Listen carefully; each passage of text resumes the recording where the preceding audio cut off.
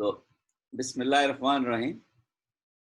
Today the topic is physical plant and its equipments. You can see in this basic statements of a physical plant in a hospital where it is. So, how to introduction of physical plant, the meaning of physical plant, the term physical plant refers to the necessary infrastructure used in the support and maintenance of a given facility. That is known as physical plant. The physical plant of the pharmacy department is responsible for the renovation, maintenance, repair, and operation of facilities.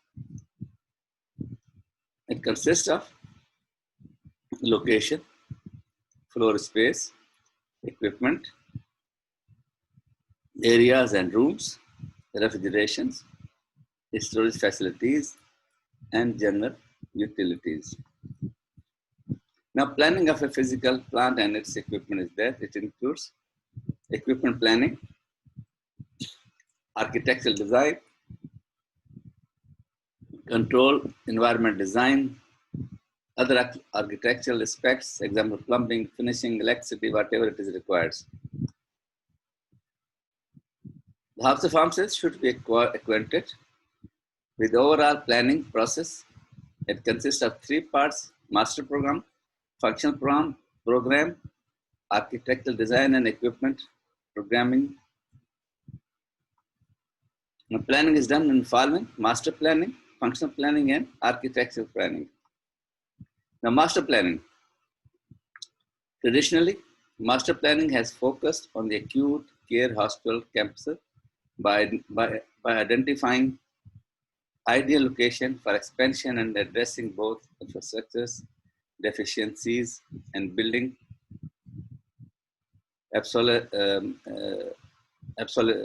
obsolescence through a lens of future growth. In today's competitive healthcare industry, the process must also address how to leverage an organization's physical plant to support the full continuum of care and develop an ambulatory strategy that deploys wellness, primary care, and specialties. Now, functional planning is all successful hospitals, without exception, are built on a triad of good planning, good design and construction, and good administration. Hospital building differs from other buildings type in the complex functional relationship that exists between the various parts of the hospital. Third is architecture planning. Translate matter planning and functional planning into physical space, equipment, and furnishing. Architects gather information on objectives and goals of pharmacy department by attending meetings with hospital administrator, pharmacy departmental head, hospital pharmacist, and hospital building committee. Development of functional program. It includes following steps. First, determination of pharmacy objectives and plan of operation. Determination of functions to be performed. Determination of workflow and procedures. Estimation of workload. Determination of work areas needed. Determination of personnel to be accommodated in each work area. Determination of space, shape, furniture, equipment, and service needs of each work area. Determination of interrelationship between work areas and between pharmacy and other departments. Arrangement of work areas to maximize performance function. Designing of schematic floor plans to meet requirements. Evaluation of effectiveness of each design for meeting requirements. Review the above steps until an optimal design emerges. Now, location.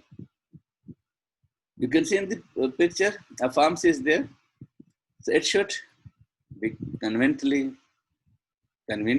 placed to provide services to all departments and personnel.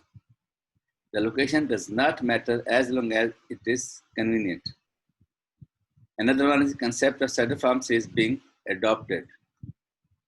You can see in a map over there where the pharmacy is in a center place. The emergency department is there, medical surgery assessment unit is there, radiology day case unit is there, diabetes and respiratory outpatients, orthopedic and fracture clinic, nuclear medicine, wards, vascular tests. So pharmacy must be a center place. Further, they have accidents and emergency department, children outpatient departments, medical oncology day units, orthopedic, fracture clinic, outpatient clinic, ward, X-ray department, MRI, CT suite, pharmacy. They all to be incorporated, added in a physical plant. Setup pharmacy. A setup pharmacy is defined as a pharmacy in an institution which provides specialized services for the patients of the institution and which is dependent upon the centrally located pharmacy for administrative control, staffing, and procurement. There are no dependence, diversity of clinical services, and distance from main pharmacy.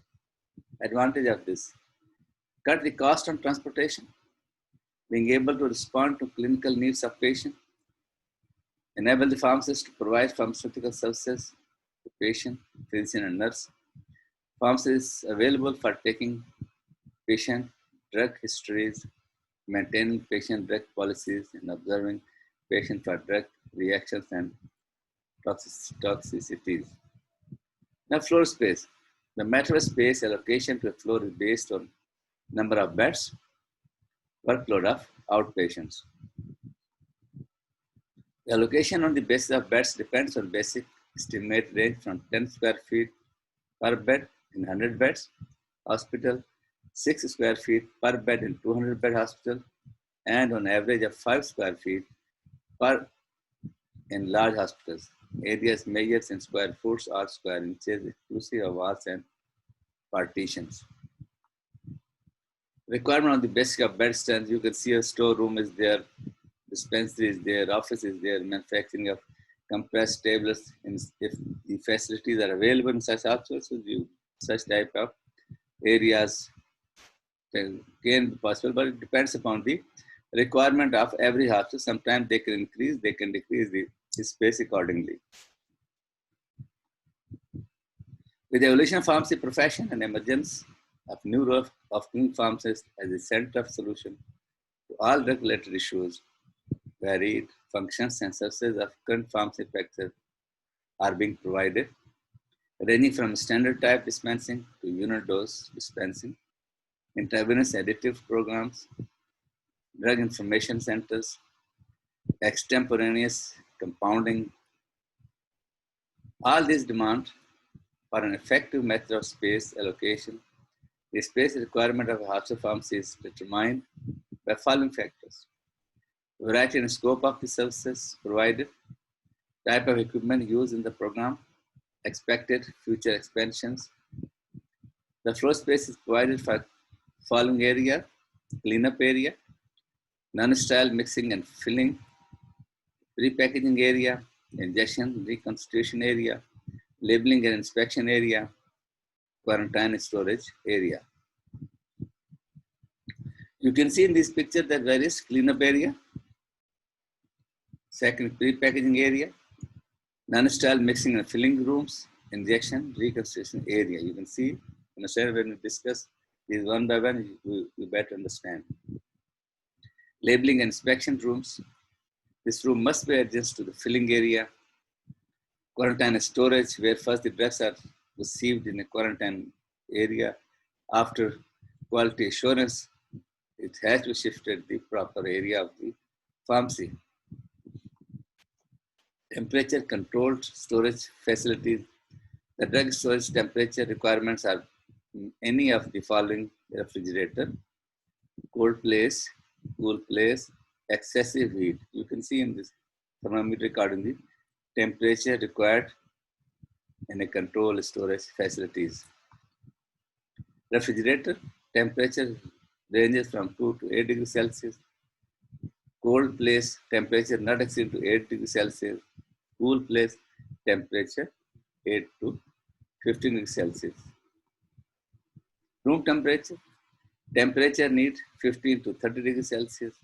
Excessive heat, temperature above 40 is known as excessive heat. Drug storage and safety is the responsibility of the pharmacist. In large hospitals, the refrigerator is too small to accommodate the inventory requiring refrigeration. For this purpose, cold room is constructed. The cold room is artificially cooled area with a regulated temperature of 12 to 15 Celsius. You can see in pharmacy, the refrigerators are on the left side, drug storage and hospitals. Feature of the cold room are the walls of rooms may be constructed of concrete blocks or bricks. The door should fit tightly, no larger than necessary. The windows are double paned. The switch controlling the light should be on the outside wall near the entrance. An electric motor-driven, air-cooled, Freon compressor unit is required for refrigeration. The blower is mounted in the cold room. The room can be equipped with necessary shelving, storage points, cabinets, and workbench.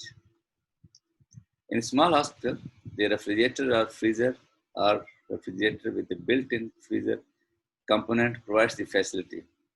For large hospitals, additional refrigerators are used or is done by borrowing space in the large dietary walk-in ice boxes.